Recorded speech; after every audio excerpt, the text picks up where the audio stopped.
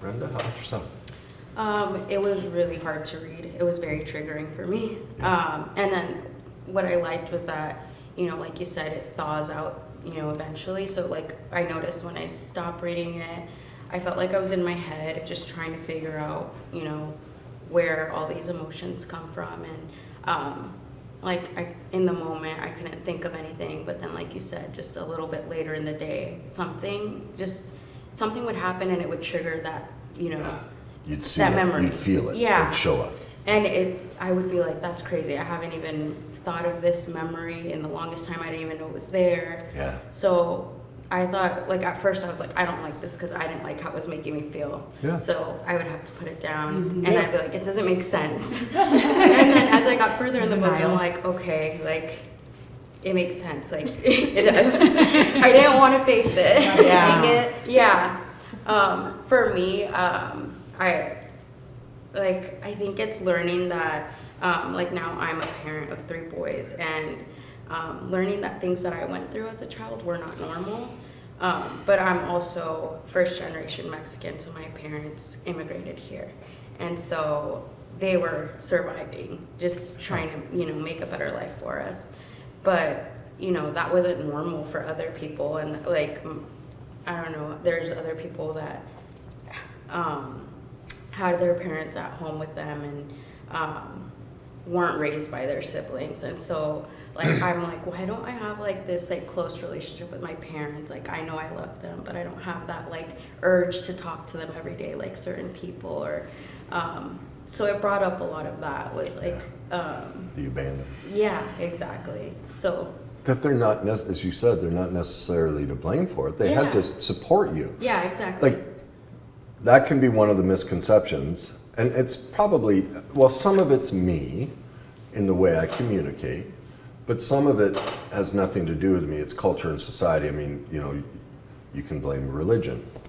Honor your mother and father. We are never supposed to confront our parents' behavior. Yeah. And where I always go to is, well, yes, we should honor our parents if they're honorable. Thank you.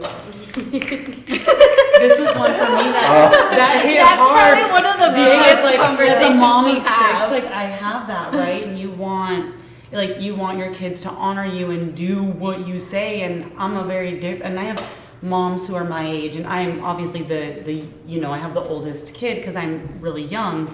But anyways, no, but that whole thing of your kids should honor you, and you talk about in that book, they don't owe you anything, you know. And my daughter recently moved out. She didn't go to college. She didn't do all the things that I wanted her to do, which was really hard for me. But in reading your book, it helped me. She's a good person. She's a good human. She's out in the world happy. And so that really helped me with my relationship with her, because it's been a hard 3 weeks since she moved out. And she came over yesterday, and I was like, you live your life. Like, this is not about me. This is about you. You're doing great. You're a great human. And so that, as my oldest, is going to be the thing that's going to help me make my children more successful. You help me with that.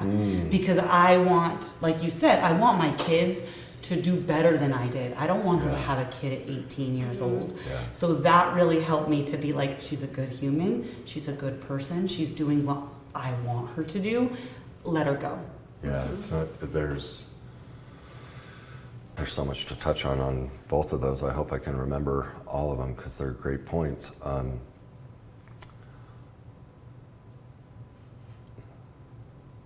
It is very rare that a parent is an evil parent.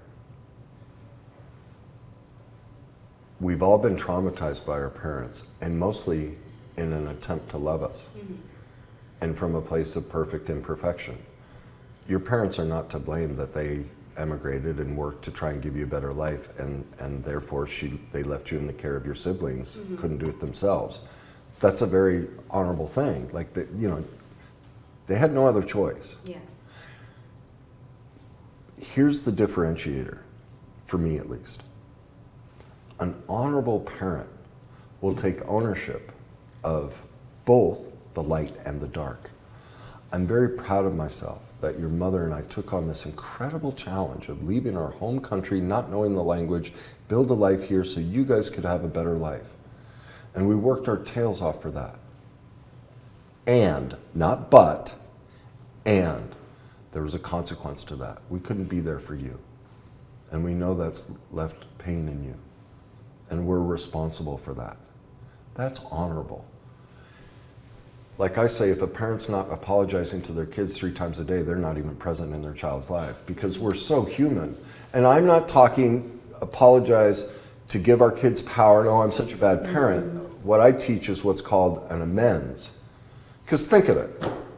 When someone apologizes to you, what's your instant feeling? Oh, God, I got to let you off the hook. Like we hate when someone apologizes to us now. Like it's lost its true definition and meaning. Like apologies are the last thing we want from anyone. Because we instantly feel this pressure of now I owe you. Now, you cheated on me, you hit me, you didn't respond to my comment on Facebook, whatever it is. And once you apologize, now it has to all be over and we never talk about it again. Well, that's not an amends. And this is what I teach with parents or clients, in relationships with their spouse or their kids, whatever it may be is. It's much different. And to me, here's an example. My kids, my daughters, I was having a period where I just woke up one day and realized I'm just screaming and yelling at them at nonstop about everything. Like my reaction is way overblown. And I got into work, turned the mirror on me and realized, oh my God, I'm not dealing with some things in my life and I'm dumping all that anger on them. And so I sat them down and I said, kids, I need to take ownership of something. I recognize that I've been yelling at you. And you guys have been making mistakes as kids make mistakes, but my reaction to them have been way out of line.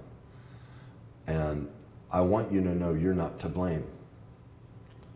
You didn't deserve this. It's not okay for me to be that angry at you and scream and yell at you like that. And so I want to let you know what my plan is. And I said, do you remember Mike, the counselor that I've seen? I said, well, I got in touch with him because I recognize I'm angry about some things that I'm not dealing with, and I'm dumping it on you and asking you to deal with it, and it's not your responsibility. So I'm going to go back to start seeing Mike to deal with this because it's not your job. It's my job to deal with that. And so that means on Wednesday nights, this is where I'm going to be, okay? Again, I want you to know you're not to blame. You haven't done anything wrong. And you may have made a mistake, but what I'm talking about is my reaction to it has been way overblown. And I want you to know I'm committed to following this plan so that when you are perfectly imperfect, my response matches that. And I'll never forget the look in their face at it. Like, my you know what, you're gonna do this. Yeah. Like sure, like, Especially my oldest, she get that eye, like her mother, it's like, And I didn't blame them, like, I was learning how to become a healthy parent. I still wasn't. Yeah. And I'm still not now. We're never healthy as a parent. We're always just, at least to me, we're always working on becoming a better parent. Yes. So anyway, I came home from work, pulled up in the driveway, and my youngest, she liked to play lacrosse. Not because she liked lacrosse, she just liked to throw the ball with her dad, right? It was just dad time. Yeah. And so I pull up, she grabs the stick, she, come on, Dad, you want to play? And I was like, oh, shoot, honey, I'd love to, but remember the talk we had the other day? Remember, the anger? I have to head up to Colorado Springs to go talk to Mike. And I will never forget the look in her eyes and her face. She had the stick and she just went like this. She looked at me and like stared me down for like 3 to 5 seconds, and then she went.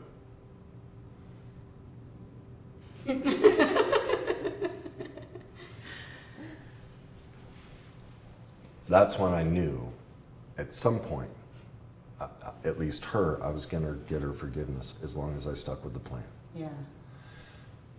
Forgiveness, amends is much different than forgiveness.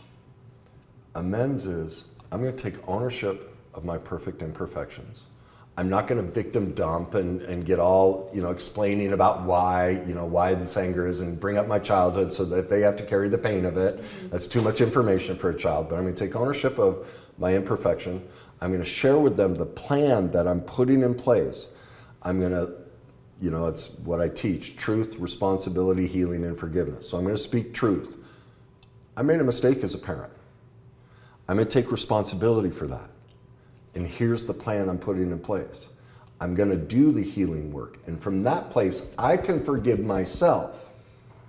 Whether you choose to forgive me is none of my business.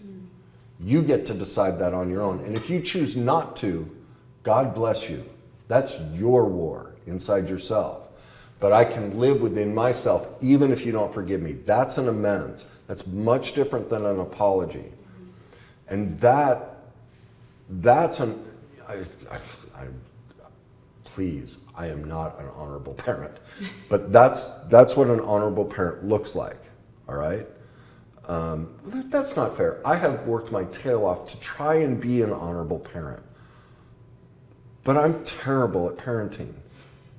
I'm not good at it. I had 2 parents who never left me a model of it. I have tremendous sadness and shame over my imperfections as a parent. But I still do the work because it's important to me. I don't have a relationship with any of my kids, but I do this in an attempt to be honorable. Not that I succeed at it, but I'm committed to it. That's much different than an apology. And so when you think of your parents, one of the mistakes can be we want to let them off the hook. Yeah. And so like you kind of in your explanation told the story of immigrants and it's like this is their excuse out of it. Yeah. Okay? And I want to be forgiving and recognize the sacrifices they make. At least in my world, if we don't hold our parents accountable for them choosing not to learn how to parent, to not live in truth, take responsibility, do the healing work from their own childhood and their own imperfections as a parent, and learn to forgive themselves, do you see what we're doing to how, like everyone's like, oh, I don't want to blame my parents. And oh, no, we can't talk about that. And you're not honoring parents, the God stuff and all that. And I'm like, but wait a minute. Do you see if you don't hold them accountable, do you recognize the problem with that? What are we doing to our parents? Can you see by not doing that, what happens to them? They don't take responsibility. So, They settle it. They honestly settle. okay, but how does that, I'm not asking the question the right way. What part of them never gets reconciled when we do that? Because why do we make mistakes as parents? Because of our child. Our childhood. And so when we let our parents off the hook, do you see who we're sequestering over here and saying, you can't ever come out? Because what is ultimately, like, me sharing my imperfections, what I'm doing is I'm giving permission to that broken child inside of me who is parenting my kids and dumping all of that anger on them. That's the child inside of me that got hurt, and now I'm going, here, you guys take it, because I'm too underdeveloped emotionally, intellectually, all of this stuff. So now you carry my shame, you carry my denial, my pain, trauma, fear, all of it. It's your job now. And so that's what we do when we let our parents off the hook. Is the child inside of them, we don't give them permission to come out. Well, haven't they been in purgatory long enough? Like your parents' imperfections are just because they're hurt. So that's the mistake in the honor mom and dad, is we're locking the child inside of them in an emotional jail of pain. I don't find that loving. To me, honoring our parents is about loving them, all of them. And that means and that can only happen through truth, responsibility, healing, and forgiveness.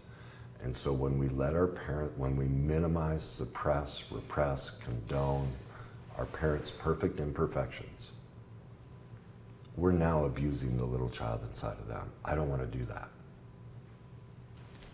Do you see that? Yeah. Okay, and so remember that for yourself.